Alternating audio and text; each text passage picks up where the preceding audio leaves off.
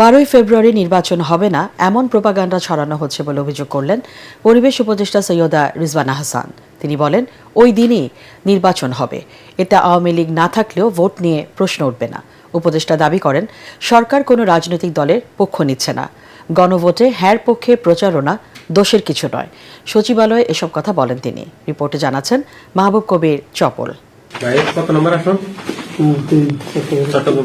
বাহরাইনে জামাত নেতার বাসায় অনেকগুলো পোস্টাল ব্যালট রাখার ভিডিও ভাইরাল হলে সমালোচনা শুরু হয়।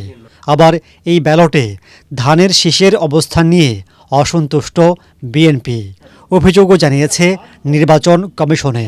এটা ইচ্ছাকৃত। এমন অবস্থায় প্রশ্ন উঠেছে, সরকার কোনো দলকে বিশেষ সুবিধা দিচ্ছে কি?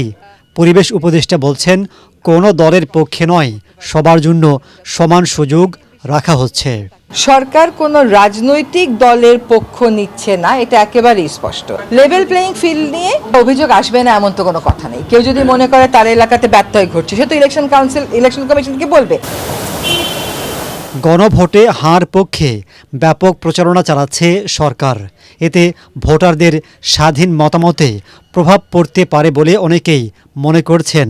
আবার এই প্রচারণা আইন সিদ্ধ কিনা সেই প্রশ্ন উঠেছে, যার জবাব দেন পরিবেশ উপদেষ্টা।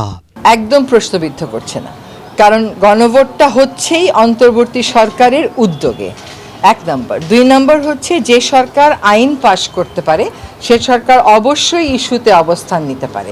সুতরাং এইখানে কোনোভাবেই সরকারের নিরপেক্ষতার প্রশ্ন আসতে পারে না। আসন্ন নির্বাচনে অংশ নিতে পারছে না আওয়ামী লীগ, তাদের ছাড়া ভোটের গ্রহণযোগ্যতা নিয়ে প্রশ্ন উঠবে কিনা চলছে সেই আলোচনা।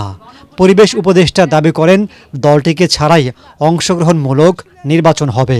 কেউ যদি প্রশ্নটা করে যে আওয়ামী লীগ ছাড়া নির্বাচন এটা সিদ্ধ হবে কিনা, এটার আমাদের উত্তরটা হচ্ছে যে একটা রাজনৈতিক দলের কর্মকাণ্ড নিষিদ্ধ আছে, তার তো কোনো সুযোগ নেই আইনিভাবে নির্বাচনে অংশগ্রহণ করার। তাকে ছাড়া নির্বাচন হলেই নির্বাচন কেন সিদ্ধ হবে না? নির্বাচন যে কটা দলের আইনিভাবে অংশগ্রহণ করার সুযোগ আছে তারা সকলেই যেহেতু নির্বাচনে অংশগ্রহণ করছেন, কাজে এটাকে অংশগ্রহণমূলকই বলতে হবে। মানুষের মধ্যে একটা সংশয় ছড়িয়ে দেয়া হচ্ছে, যাতে করে মানুষ ওই দ্বিধাদ্বন্দ্বের মধ্যে থাকে। এইটা হচ্ছে ওই কুটোচালেরই একটা অংশ, যে আমি না থাকলে নির্বাচন হবে কিনা। তো ওইটাতে বাংলাদেশের মানুষ অনেক সচেতন, ওই প্রপাগান্ডা ছড়িয়ে কোনো লাভ হবে না। যুক্তরাষ্ট্রে ইমিগ্রেন্ট ভিসা বন্ধের সিদ্ধান্তকে স্বাভাবিক ঘটনা বলেই মনে করছেন পরিবেশ উপদেষ্টা। বাংলাদেশকে টার্গেট করে মাহবুব কবির চপল, ATN বাংলা, ঢাকা।